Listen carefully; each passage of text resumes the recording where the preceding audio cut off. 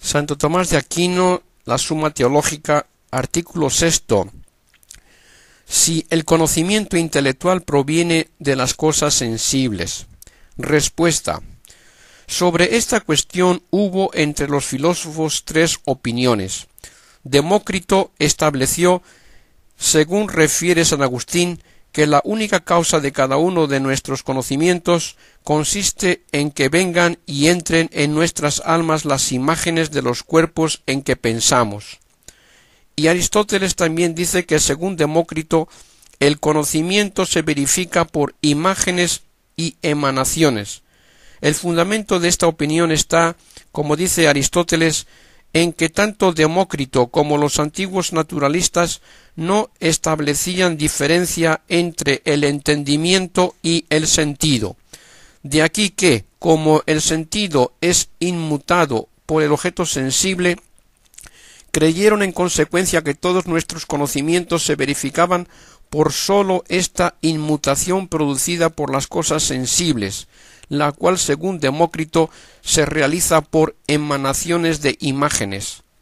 Platón, en cambio, distinguía el entendimiento de los sentidos, siendo aquel una facultad inmaterial que para su acto no se servía de ningún órgano corporal, y como lo incorpóreo no puede ser inmutado por lo corporal, dedujo que el conocimiento intelectual no se verifica por la modificación que los objetos sensibles producen en el entendimiento, sino por participación de las formas inteligibles separadas, según ya dijimos.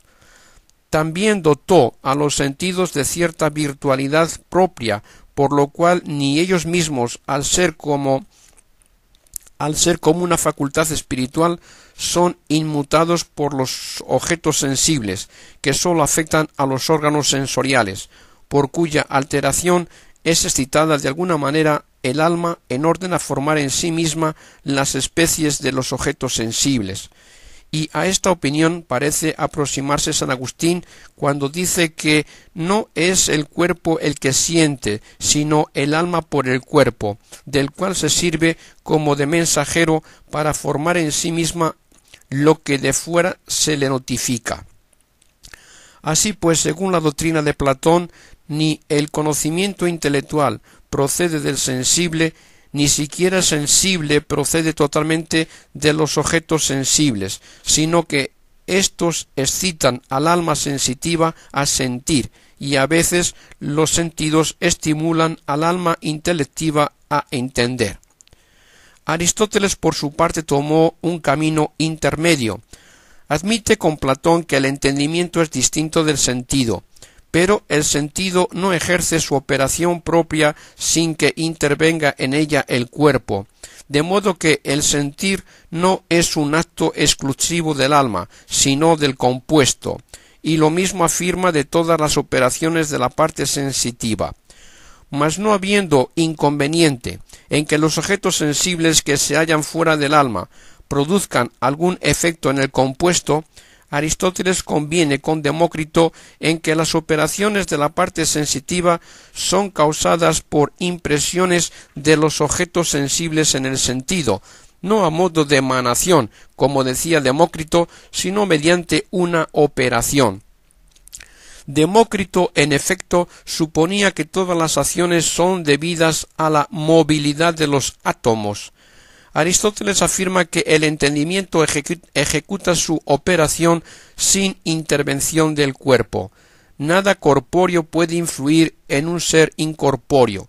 Por eso, según Aristóteles, no basta la mera impresión de los cuerpos sensibles para que se produzca la operación intelectual, sino que se requiere algo más noble, porque, como él mismo dice, el agente es más noble que el paciente, pero no en el sentido de que la operación intelectual sea producida en nosotros por el solo influjo de ciertos seres superiores, como afirmaba Platón, sino en cuanto que un agente superior es más noble, que llama entendimiento agente, y del cual ya hemos hablado. Hace mediante la abstracción inteligibles en acto hace mediante la abstracción inteligibles en acto las imágenes recibidas por los sentidos.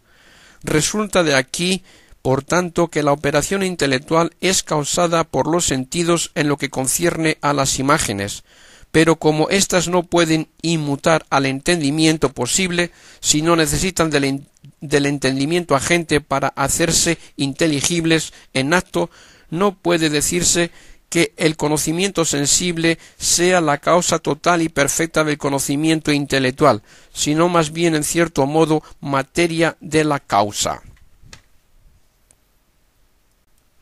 Santo Tomás de Aquino, la Suma Teológica, capítulo 84, artículo 7. Si el entendimiento puede entender en acto por medio de las especies inteligibles que en sí tiene, sin necesidad de recurrir a las imágenes. Respuesta. Es imposible que nuestro entendimiento en el presente estado de vida, durante el cual se haya unido a un cuerpo pasible, entienda en acto cosa alguna sin recurrir a las imágenes de la fantasía, de lo cual tenemos un doble indicio. Primeramente porque siendo el entendimiento una facultad que no se vale de órgano corporal, en modo alguno sería impedido su acto por la lesión de un órgano corpóreo, si no necesitase para su ejercicio del acto de otra facultad que se sirve de tales órganos. Ahora bien, las potencias que se sirven de órganos corporales son el sentido, la imaginación y además facultades en la parte sensitiva. Luego no cabe duda que para que el entendimiento entienda en acto, y no sólo cuando por vez primera adquiere un conocimiento, sino también en la utilización posterior del conocimiento ya adquirido, se requiere el acto de la imaginación y el de las demás facultades. Así observamos que, impedido el acto de la imaginación por la lesión de un órgano, como sucede a los dementes, o el de la memoria, como ocurre en los que están sumidos en letargo, no puede el hombre entender en acto ni aun las cosas cuya ciencia había previamente adquirido. En segundo lugar, porque todos pueden experimentar en sí mismos que cuando se quiere entender algo, se forman ciertas imágenes a modo de ejemplares en las que poder contemplar, por así decirlo, lo que nos proponemos entender. Y por eso también, cuando queremos hacer comprender a otro una cosa, le proponemos ejemplos que le permitan formarse imágenes para entenderla. La razón de ello está en que la potencia conoscitiva guarda proporción con el objeto conocible. Por eso el entendimiento angélico, sin vinculación alguna con un cuerpo, tiene por objeto propio la sustancia inteligible separada del cuerpo, y mediante ella conoce los objetos materiales. En cambio, el objeto propio del entendimiento humano, que está unido a un cuerpo, es la esencia o naturaleza que existe en la materia corporal, y mediante la naturaleza de las cosas visibles alcanza también algún conocimiento de las invisibles. Ahora bien, es esencial a la naturaleza visible el existir en un individuo que no es tal sin materia corpórea. Es esencial a la naturaleza visible el existir en un individuo que no es tal sin materia corpórea, como es esencial a la naturaleza de la piedra el existir en esta piedra, y a la del caballo en este caballo. Por tanto, no se pueden conocer verdadera y completamente la naturaleza de la piedra o la de cualquier otro objeto material si no se le conoce como existe en concreto, pero lo particular lo percibimos por los sentidos y por la imaginación. Por consiguiente, para que el entendimiento entienda en acto su objeto propio, es necesario que recurra a las imágenes de la fantasía, a fin de descubrir la naturaleza universal existiendo en un objeto singular. En cambio, Si el objeto de nuestro entendimiento fuesen las formas separadas, o si las naturalezas de las realidades sensibles subsistiesen independientemente de las cosas singulares, como quieren los platónicos, no habría necesidad de que nuestro entendimiento recurriese siempre a las imágenes para entender. Santo Tomás de Aquino, la Suma Teológica, cuestión 85, del modo y orden de la intelección. Artículo primero. Si nuestro entendimiento conoce las realidades corpóreas y materiales por la abstracción de las imágenes de la fantasía.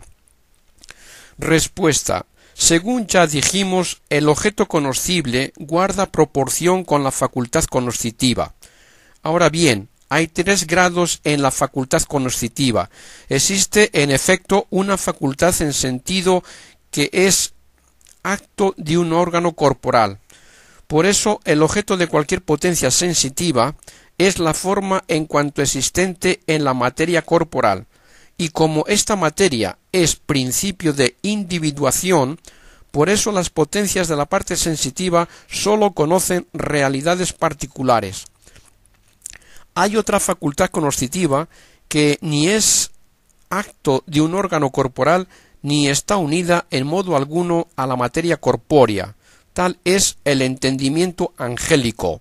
El objeto de esta facultad cognoscitiva es, en consecuencia, la forma subsistente sin materia, pues aunque conozca las realidades materiales, es viéndolas en las inmateriales, ya sea en sí mismo o en Dios. El entendimiento humano ocupa un grado intermedio, pues no es acto de ningún órgano corporal, pero en cambio es una facultad del alma, que como ya probamos es forma de un cuerpo, y por eso le es propio el conocimiento de forma que existe individual en la materia corporal, aunque no del modo como está en la materia. Mas conocer lo que está en una materia individual y no de modo como está en la materia es abstraer la forma de la materia individual representada en las imágenes. Es preciso, por tanto, afirmar que nuestro entendimiento conoce las realidades materiales abstrayendo de las imágenes, y que por medio de las realidades materiales, así entendidas, alcanzamos algún conocimiento de las inmateriales, contrariamente a los ángeles, que por las inmateriales conocen las materiales. Platón, en cambio, atendiendo sólo a la inmaterialidad del entendimiento humano y no a que está de algún modo unido a un cuerpo, afirmó que su objeto son las ideas separadas y que entendemos no abstrayendo, sino más bien participando de las realidades abstractas según ya notamos. Soluciones. Hay 2 maneras de abstraer, una a modo de composición y división, como cuando entendemos que una cosa no está en otra o que está separada de ella. Otra a modo de consideración simple y absoluta, como cuando entendemos una cosa sin pensar en ninguna otra. Abstraer, pues, del primer modo, con el entendimiento, cosas que en la realidad no están abstraídas, no puede darse sin error. Pero no hay error en abstraer del segundo modo, como claramente se observa en el orden sensible. Si en efecto pensamos o decimos que el color de un cuerpo no es inherente a él o está separado de él, hay falsedad en el juicio o en la expresión. En cambio, si consideramos el color y sus propiedades sin hacer referencia a la fruta en que se encuentra, o expresamos de palabra lo que de este modo entendemos, no habrá error ni en el juicio ni en la expresión, pues la manzana no pertenece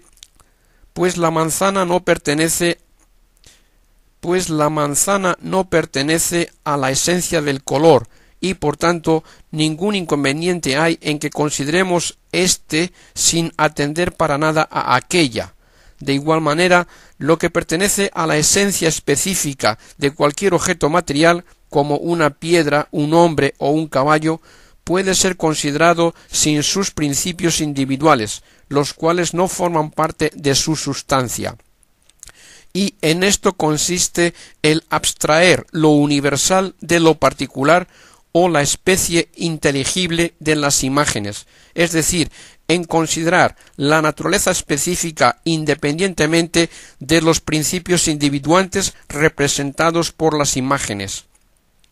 Por tanto, cuando se afirma que está en error el entendimiento que conoce una cosa de modo distinto a cómo es, se enuncia una verdad si la expresión de modo distinto se refiere al objeto entendido, pues es falso el entendimiento cuando entiende una cosa de manera distinta a cómo es. Por eso estaría en error el entendimiento que abstrajese de la materia la especie de piedra de modo que entendiese que no está en la materia, como afirmaba Platón. Pero no es verdad si la expresión de modo distinto se refiere al sujeto que entiende, pues no hay error en que su modo de ser al entender sea distinto del modo de ser de la realidad existente, ya que lo entendido está en quien lo entiende inmaterialmente, conforme al modo de ser del entendimiento, y no materialmente, según el modo de ser de las cosas materiales. Creyeron algunos que la especie del objeto natural es solamente la forma, y que la materia no es parte de la especie, pero según esto no entraría la materia en la definición de los seres naturales. Hay que distinguir más bien dos clases de materia, a saber, la común y la determinada o individual. Es materia común, por ejemplo, la carne y los huesos, e individual esta carne y estos huesos. Pues bien, el entendimiento abstrae la especie de la materia sensible individual, no de la materia sensible común. Así abstrae la especie del hombre de esta carne y de estos huesos que, como dice el filósofo, no pertenecen a la esencia de la especie, sino son parte del individuo, no entrando por lo mismo en su noción esencial. No puede el entendimiento, en cambio, abstraer la especie del hombre de la carne y de los huesos. Sin embargo, el entendimiento puede abstraer las especies matemáticas no sólo de la materia sensible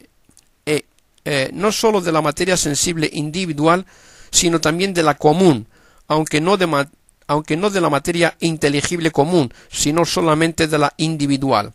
Se llama en efecto materia sensible a la materia corporal en cuanto sujeto de cualidades sensibles, como el calor, el frío, la dureza, la blancura, etc. Y materia inteligible a la sustancia en cuanto sujeto de la cantidad. Ahora bien, no cabe duda de que la cantidad le sobreviene a la sustancia antes que las cualidades sensibles. Por eso, las cantidades como números, dimensiones y figuras que son límites pueden ser consideradas sin las cualidades sensibles, lo cual es abstraerlas de la materia sensible, mas no pueden concebirse sin referencia a la sustancia,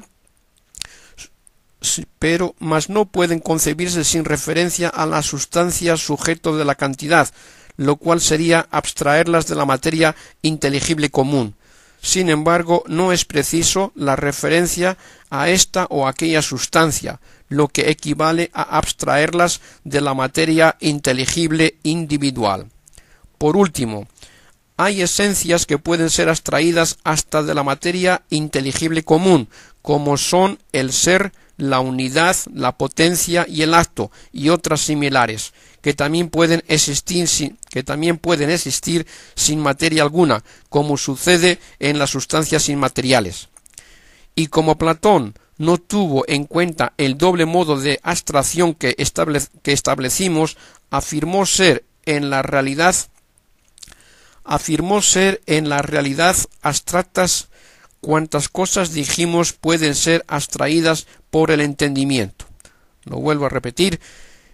Y como Platón no tuvo en cuenta el doble modo de abstracción que establecimos, afirmó ser en la realidad abstractas cuantas cosas dijimos pueden ser abstraídas por el entendimiento. Santo Tomás de Aquino, la Suma Teológica, capítulo 85, artículo 2.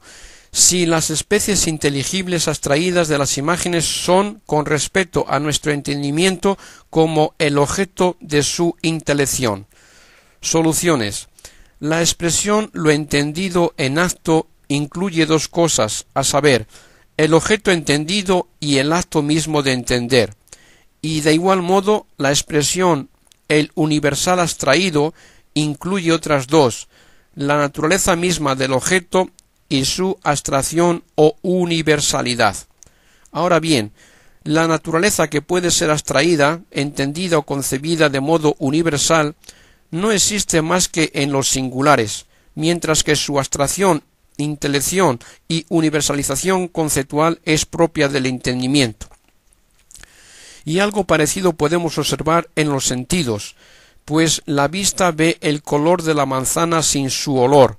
Si se pregunta, por tanto, dónde radica el color que se ve sin el olor, ha de contentarse evidentemente que en la manzana misma, y el que se percibe sin el olor depende de la vista, por cuanto posee la imagen del color y no la del olor. De modo similar, la humanidad concebida por la inteligencia no existe más que en este o en aquel hombre, y el que sea percibida sin las condiciones individuales en lo cual consiste su abstracción y de lo que se sigue su universalidad conceptual, le viene del hecho de ser percibida por el entendimiento, en el cual se encuentra la representación de su naturaleza específica y no de sus principios individuales. Santo Tomás de Aquino, la Suma Teológica, cuestión 86, de lo que nuestro entendimiento conoce en las cosas materiales. Artículo 1. Si nuestro entendimiento conoce las cosas singulares. Respuesta. Nuestro entendimiento no puede conocer primaria y directamente las cosas materiales singulares. La razón es porque el principio de singularización en las cosas materiales es la materia individual. Y según hemos dicho, nuestro entendimiento conoce abstrayendo la especie inteligible de la materia individual. Ahora bien, lo abstraído de la materia individual es universal. Por tanto, nuestro entendimiento no conoce directamente más que lo universal. Sin embargo, indirectamente y como por una cierta reflexión, puede conocer lo singular, puesto que, según anteriormente dijimos, incluso después de haber abstraído las especies inteligibles, no puede entender en acto por ellas a menos de volverse a las representaciones imaginarias, en las que entiende las especies inteligibles, como enseña el filósofo. Así pues, directamente conoce por las especies inteligibles el universal, e indirectamente los singulares representados en las imágenes, y de este modo es como forma la proposición Sócrates es hombre, de donde se desprende claramente la solución a la primera dificultad. Santo Tomás de Aquino, la Suma Teológica, capítulo 86, artículo 3. Si nuestro entendimiento conoce las cosas contingentes. Respuesta. Los seres contingentes pueden ser considerados de dos maneras, una en cuanto contingentes, otra en cuanto que en ellos se encuentra cierta necesidad, puesto que no hay ser tan contingente que no tenga en sí algo de necesario. Por ejemplo, el hecho de que Sócrates corra es en sí mismo contingente, pero la relación de la carrera al movimiento es necesaria, pues si Sócrates corre, es necesario que se mueva. Ahora bien, las realidades contingentes lo son por parte de la materia, puesto que contingente es lo que puede ser y no ser, y la potencia radica en la materia. La necesidad, en cambio, está implicada en el concepto mismo de forma, por cuanto lo que es por cuanto lo que es consecuencia de la forma se posee necesariamente. Mas la materia es el principio de individuación, mientras que la universalidad se obtiene abstrayendo la forma de la materia particular. Pero ya hemos dicho que el objeto directo y necesario del entendimiento es lo universal, y el de los sentidos lo singular, que indirectamente es también de algún modo objeto del entendimiento. Así pues, las realidades contingentes, en cuanto contingentes, son conocidas directamente por los sentidos e indirectamente por el entendimiento. En cambio, las nociones universales y necesarias de esas mismas realidades contingentes, sólo el entendimiento las conoce. Por consiguiente, si se consideran las razones universales de las cosas que pueden ser objeto de ciencia, todas las ciencias tienen por objeto lo necesario. Pero si se consideran las cosas en sí mismas, unas ciencias tienen por objeto lo necesario y otras lo contingente. Soluciones, y de este modo quedan también resueltas las dificultades. Santo Tomás de Aquino, la Suma Teológica. Primera parte, cuestión 87, de cómo el alma intelectiva se conoce a sí misma y a lo que en ella existe. Artículo primero, si el alma intelectiva se conoce a sí misma por su propia esencia. Este conocimiento puede ser doble, particular cuando, por ejemplo, Sócrates o Platón se dan cuenta de que tienen un alma intelectiva por el hecho de percibir que entienden. Universal cuando investigamos la naturaleza de la mente humana partiendo de los actos del entendimiento, pero en definitiva el juicio y la eficacia de este conocimiento por el que conocemos la naturaleza del alma se deben a la iluminación de nuestro entendimiento por la verdad divina, en la cual están contenidas las razones de todo, como ya se explicó. En este sentido dice San Agustín, por la incorruptible verdad que contemplamos, sabemos con toda la perfección de que somos capaces no lo que es la mente de cada hombre, sino lo que debe ser según las razones eternas. Hay no obstante diferencia entre estos dos tipos de conocimiento. Para obtener el primero, basta la misma presencia del alma, principio del acto por el cual se conoce a sí misma, y por ello se dice que se conoce a sí misma por su sola presencia. Para adquirir, en cambio, la segunda clase de conocimiento, no basta su presencia, sino que se requiere una ardua y sutil investigación. Ello explica que muchos ignoren la naturaleza del alma y muchos también se hayan engañado respecto a ella. Por eso dice San Agustín refiriéndose a esta investigación, no se busque el alma a sí misma como a algo ausente, sino que procure discernirse como algo presente, es decir, conocer su diferencia de las demás cosas, lo cual es conocer su esencia y naturaleza. Santo Tomás de Aquino, la Suma Teológica. Cuestión 87, artículo segundo. Si nuestro entendimiento conoce los hábitos del alma por sus mismas esencias. Soluciones. El aforismo, lo que una cosa es por causa de otra, lo es esa otra con mayor razón. Es verdadero referido a las cosas que pertenecen al mismo orden, por ejemplo, a causas de un mismo género, y así, al decir que la salud es deseable por la vida, se refiere que ésta lo es más que aquella. En cambio, si se aplica a cosas de distinto orden, no es admisible. Si, por ejemplo, se dice que la salud es de desear por razón de la medicina, no se deduce que ésta sea más apetecible, porque la salud pertenece al orden de los fines y la medicina al de las causas eficientes. Fijándonos, pues, en dos objetos por sí mismos conocibles, será más conocido aquel por el que se conozca el otro, como lo son más los principios que las conclusiones.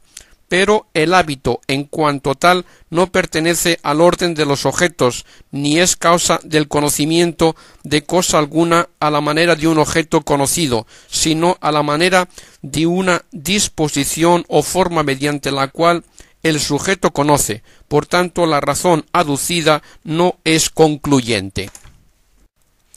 Santo Tomás de Aquino, la Suma Teológica, cuestión 88.